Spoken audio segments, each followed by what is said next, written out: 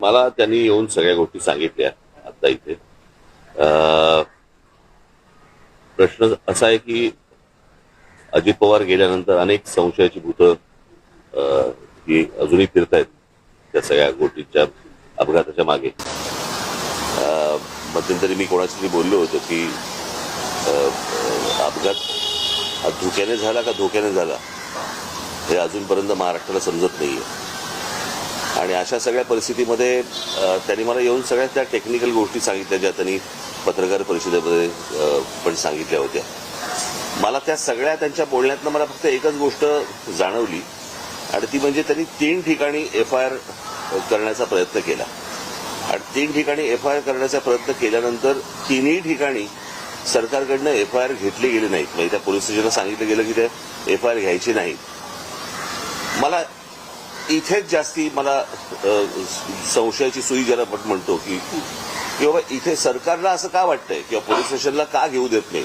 म्हणजे ज्यावेळेला ते मरीन ड्राईव्हवरती गेले त्या पोलीस स्टेशनला गेल्यानंतर तिथे तिथले जे कोणी अधिकारी होते ते त्यांचा FIR लिहून घेत होते, टाईप करत होते आणि टाईप करत असताना इतक्या DCP आले तिथले आणि त्यांनी सांगितलं की नाही FIR लिहून नाही घ्यायचं म्हणून.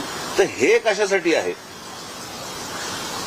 मला असं वाटतं याची उत्तरं जर समजा काही नसेल तो निव्वळ अपघात असेल, जर तो घातपात नसेल, पण जर समजा त्यांच्या घरच्यांनाच कोणाला तरी जर समजा त्याबद्दल जर समजा काही संशय असेल किंवा चौकशी नीट व्हावी यासाठीचा तो समजा FIR त्यांना करायचा असेल तर त्याला अडथळे सरकारकडनं का आणले जात आहेत.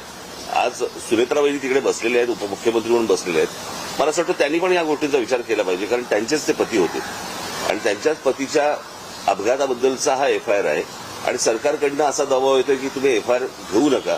मला यातलं काही राजकारण मला काही माहिती नाही की नक्की काय चालू आहे ते, पण FIR करताना ज्या वेळेला अडथळे आणले जातात म्हणजे ज्या राज्यामध्ये सांगितलं गेलं की तुम्ही कोणीही FIR नोंदवू शकता आणि नोंदवू शकता म्हटल्यानंतर जर समजा FIR नोंदवायला गेलेल्या माणसाला जर तुम्ही अडथळे आणत असाल तर काही काळबेरं आहे का याच्या मागे असा संशय निर्माण होतोच ना.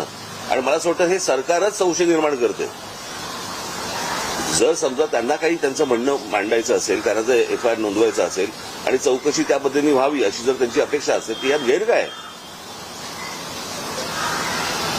आणि म्हणून मला असं वाटतं की ह्या गोष्टीकडे जास्ती गांभीर्याने पाहिलं पाहिजे आणि मला असं वाटतं सरकारने या गोष्टींची उत्तरं त्यांना दिली पाहिजे. सोबतच CBI आणि CIDची चौकशी तेही कुठपर्यंत आले अजून CBI चौकशी जी आहे मला असं वाटतं तर ब्लॅक बॉक्सचं पण अजूनपर्यंत काही कळलेलं नाही काय झालं आणि काय नाही ते. म्हणजे किती विमान कितीही डिस्ट्रॉय झालं तरी ब्लॅक बॉक्स हा कधी डिस्ट्रॉय होत नसतो. त्याचंही काय झालं अजूनपर्यंत समजत नाहीये आणि नक्की सरकार मला असं वाटतं की हे संशयाची भूतं नाचवते या सगळ्या गोष्टींच्या मागे. आता याचं काय त्यांना त्याच्यातलं काय राजकारण आहे मला काही माहिती नाही. माझा सोपा फक्त एकच गोष्ट होती की FIR नोंदवून का नाही घेतला जात आणि तो नोंदवून नये याच्यासाठी सरकार का प्रयत्न करतं याची फक्त उत्तर सरकारने द्यावी. रोहित पवार वारंवार असं म्हणतायत की ही जी तक्रार आहे त्यांना ती DGCA आणि त्याचबरोबर माझं तेच म्हणणं आहे तो टेक्निकल पार्ट सोडून द्या तुम्ही. एकदा FIR नोंदवला गेल्यानंतर त्याच्यामध्ये ज्या प्रकारच्या गोष्टी ते सांगितल्या जातील त्याप्रमाणे चौकशी व्हावी. सोपं आहे. अहवाल सुद्धा प्रतीक्षेत आहे कारण 1 महिन्याच्या आत आम्ही अहवाल देऊ असं सांगितलं गेलं होतं अपघातानंतर. त्या सगळ्या गोष्टी बाजूला सोडा सरकारच्या. FIR नोंदवून का नाही घेतला जात आहे एवढ्या गोष्टींचं फक्त उत्तर सरकारने द्यावं. 3 ठिकाणी प्रयत्न करून पण जर समजा नोंदवून घेतले जात नसतील आणि पोलीस स्टेशनवरती जर समजा तुम्ही दबाव टाकत असाल की नोंदवून घ्यायचा नाही म्हणून तर हे कशासाठी आहे ते कळलं पाहिजे. मला असं वाटतं महाराष्ट्राला कळलं पाहिजे. रोहित पवार आमदार आहेत आणि अजित पवारांच्या मृत्यू प्रकरणात ते FIR नोंदवू पाहत आहेत. त्यांचा FIR जर नोंदवला जात नसेल तर सर्वसामान्य माणसाचं काय करायचं. आणि हा कुठच्याही राजकारणाच्या पलीकडचा विषय आहे. मला असं वाटतं की आपल्यातली एक व्यक्ती गेलेली आहे आणि इतका दुर्दैवी अपघात हा कोणाचाच अपघात होऊ नये, इतका दुर्दैवी तर होऊच नये. आणि अशा सगळ्या परिस्थितीमध्ये जर समजा काही गोष्टी जर त्रुटी असतील त्या त्रुटी जर समजा FIR मध्ये मांडायच्या असतील तो मांडला दिला जात नाही. मला असं वाटतं की हे काहीतरी आपण कुठेतरी भलत्या लेवलला महाराष्ट्र आपण घेऊन चाललेलो आहे एवढंच फक्त यातनं दिसतं, अजून काही दिसत नाही. हे अधिकारी दाखल करून घेतले तर ह्या अधिकाऱ्यांवर देखील कारवाई होणं अपेक्षित. पण अधिकाऱ्यांना जर समजा सरकारच सांगत असेल की करून घ्यायचं नाही तर तुम्ही अधिकाऱ्यांना काय दोष देणार? सरकारवर दबाव. नाही, आता मला असं वाटतं की त्यांनी हा प्रश्न विधानसभा अधिवेशन सुरू आहे, अधिवेशनामध्ये ही गोष्ट मांडावी. उद्या लोकसभेचं अधिवेशन सुरू होईल त्यावेळेला मला असं वाटतं राष्ट्रवादीच्या खासदारांनी ते प्रश्न तिकडे उपस्थित करावेत. मला एवढंच फक्त परत सरते शेवटी म्हणायचं, सरकारी दबावामुळे एफआयआर जर नोंदवला जात नसेल तेही अजित पवारांसारख्या व्यक्तीसाठी, तर याच्यात काय नेमकं काळबेरं आहे ते मला असं वाटतं सरकारला सांगावं तर लागेलच निश्चित. 1 महिना होत आला प्राथमिक अहवाल सुद्धा सादर झाला. अजून सादर झालं नाही. तर त्याच्यामुळेच काय होतंय की त्या असल्या सर्व गोष्टींमुळे संशयाची भूतं नाचवली जात आहेत किंवा नाचत आहेत.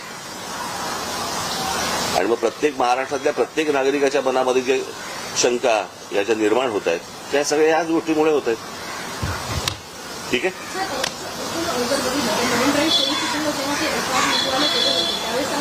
बारामतीमध्ये ही गोष्ट घडलेली आहे आणि ज्या ठिकाणी ज्या हद्दीमध्ये खरं तर ही गोष्ट घडते तिकडे एफआयआर नोंदवला जातो. त्या ठिकाणी जेव्हा एफआयआर नोंदवायला गेले तिकडेही टोलवाटोलवी केली.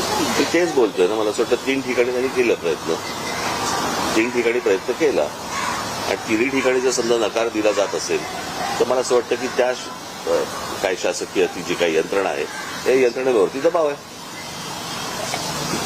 आणि त्यातल्या सगळ्यात महत्वाचं म्हणजे याचं या गोष्टींबद्दल सुनेत्रा वहिनी बोलल्या पाहिजे. मुख्यमंत्री तर बोललेच पाहिजे पण सुनेत्रा वहिनी देखील बोलल्या पाहिजे. त्यांनी मुख्यमंत्र्यांना भेटून सीबीआय चौकशीची मागणी केली. मुख्यमंत्र्यांनी निवेदन करताना हे सांगितले विधानभवनात सीबीआय चौकशीची मागणी करतो. सीबीआय चौकशा वगैरे त्या सगळ्या होत राहतील. एक एफआयआर आहे ना फक्त, त्या एफआयआरला सरकार का घाबरतं?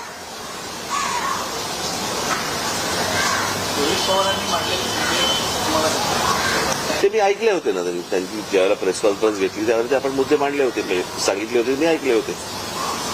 टेक्निकल मला असं वाटतं ते बोलू शकतात जास्त. ठीक आहे.